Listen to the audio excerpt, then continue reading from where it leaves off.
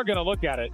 So foul there on Indiana, on Hull there. But then that is a technical. That is a technical. Dead ball, contact technical. It's a little surprising to see so many of these happen in one game because... Oh, and I don't like the way Lexie Hull... The Indiana Fever walked into Minnesota with their season already on the edge. 5 players out. Caitlin Clark sidelined. Sophie Cunningham gone. Sydney Coulson, Khloe Bybby, Arie McDonald all done for the year. Odyssey Sims limping into the game just to give them a body on the floor. Every time a game happens in the WNBA, somebody's getting abused, somebody getting beaten, somebody is getting hurt, man. Somebody is getting hurt every game in the WNBA, and they just fail to realize this, fail to have any protocols on stopping the nonsense, man. My goodness. And then it got worse. Lexie Hull took a brutal elbow to the face from Kayla McBride. She went down. Everyone expected the foul on McBride. But the refs, they called it on Hull. The player who got hit was punished. Clark was furious. Fans were stunned. And the Fever's nightmare season found yet another cruel twist. Do you think the referees are out to get Indiana? Drop your thoughts in the comments right now. The Indiana Fever's injury bug is getting into spooky territory. It seems like there's a new player every single day that's getting injured. Right now they have Caitlin Clark out, not sure if she will be returning this season. Sid Coulson out with a season-ending ACL tear. Arie McDonald out with a season-ending fracture in her foot. Sophie Cunningham out with a season-ending MCL tear. And then just today, before the game, they announced that Khloe Bby would be out with a knee injury, and basically they just said it's soreness and they're just playing it safe. Every single game, it feels like the Fever lose someone new. Caitlin Clark, groin injury, out for weeks.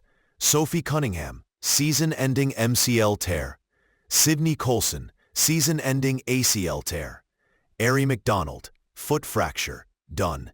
Khloe Bybby, knee injury, sidelined.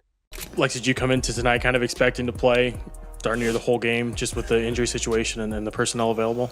Damn, you played 37 minutes. I mean, you played a lot too, Kels. When did you play? 35. I mean, yeah, we're down people, so gotta suck it up, play a little tired a few minutes, and take in those timeouts as best we can. But yeah, I mean, we're down people, so everyone's got to do a little more. That's not bad luck.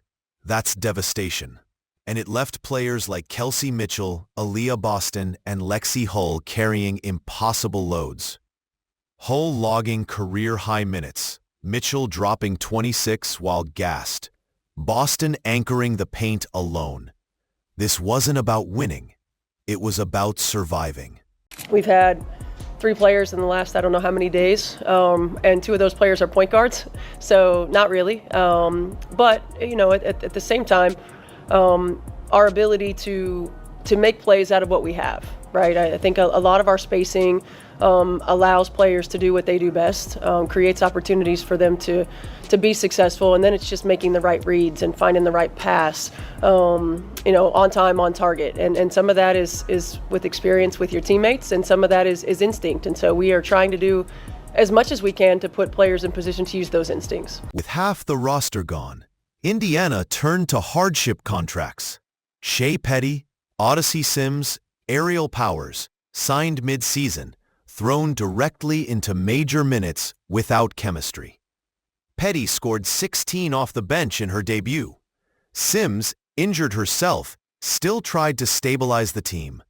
Powers fought for buckets right away. But this wasn't sustainable. They were learning teammates' names on the fly. Opponents saw the weakness and turned up the physicality. And the referees, they let it slide. At this rate, the Fever are going to end the season with a completely different team than what they started the season with. And even the players that they're bringing in on hardship or that they're signing midway through the season, they're now going down with injuries. The season from hell would be an understatement on this team right now. Then came the breaking point. Hull battling on defense. McBride swings through. Boom, elbow to the face. Hull drops. Replay shows clear contact. Everyone thinks flagrant. Instead, foul on Hull. Fans online erupted. Twitter filled with slow-motion clips. Fans called it bias. Analysts couldn't believe it. And this isn't the first time. Fever players have been shoved, bodied, hacked all season without calls. But when they respond, the whistle goes against them. That builds a perception. Indiana is officiated differently. Do that one again. Kayla McBride goes up, grabs the board, and she wants to get free because Hull has her kind of wrapped, and boy, that's a hard swing. They're going to review it. Boom! Right there. Oh my goodness. Boom! Right in the face, man. Right in the face. Now, like I stated, I get it. You might be mad that Lexie put her hand on your forehead.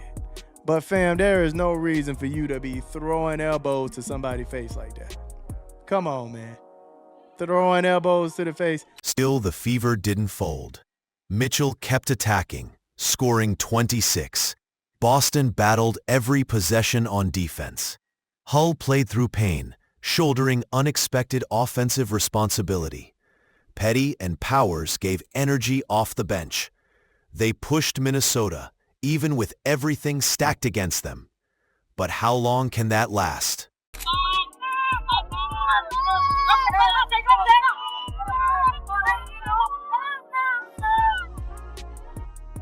Indiana started this game 9 of 13, but has missed 4 straight until Shea Petty.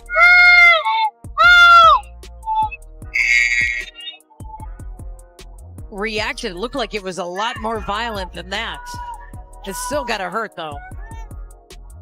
The pass from Williams. Oh, Collier is blocked. Social media turned this into more than just a missed call. Clips went viral. Fans accused the league of targeting the Fever. Some said it's intentional, protecting certain stars, punishing Indiana. Others said it's incompetence. But either way, the damage is the same. Even coach Stephanie White hinted the whistle wasn't consistent.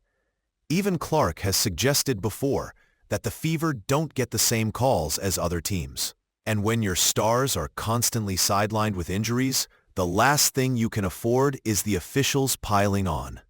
This team needs Caitlin Clark to come back in the worst way. Not only if they want to save this, if they want to even play in mid to late September. This isn't a playoff team, what we're watching right now. This isn't a playoff team. This is a Kelsey Mitchell, please save us team.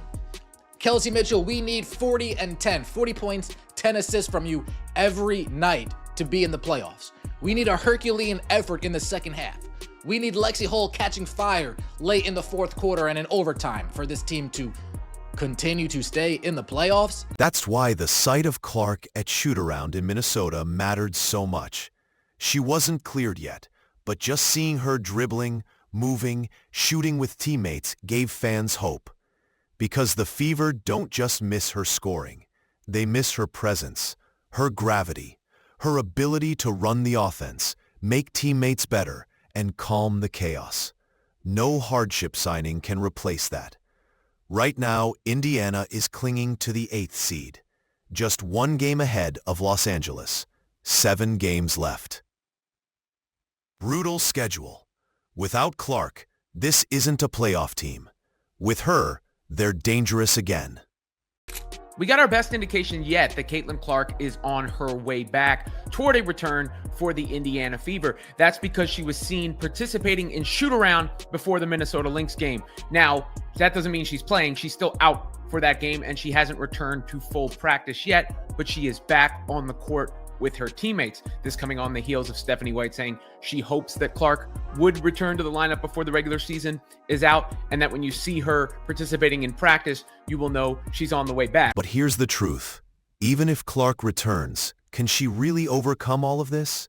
The avalanche of injuries, the exhaustion of her teammates, the referees making them fight 2 battles every night. That's the question hanging over this season. And that's why Fever fans are angry, because it feels like their team isn't just battling opponents. They're battling the system.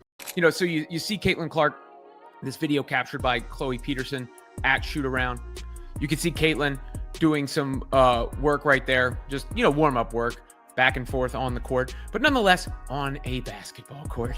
It's been a long time since we've seen Caitlin Clark on a basketball court. Certainly a long time since we've seen Caitlin Clark play basketball. Then there was a little bit more footage here, and you see Caitlin involved on the floor yet again, even handling the ball, working with her teammates. I mean, that's an important sign there to see her working with her teammates. So what do you think? Are referees really targeting Indiana? Or is it just terrible luck? Let us know in the comments. Hit like if you believe the Fever deserve better. And subscribe with notifications so you don't miss what happens when Clark finally returns. Because this fight, it's only getting started.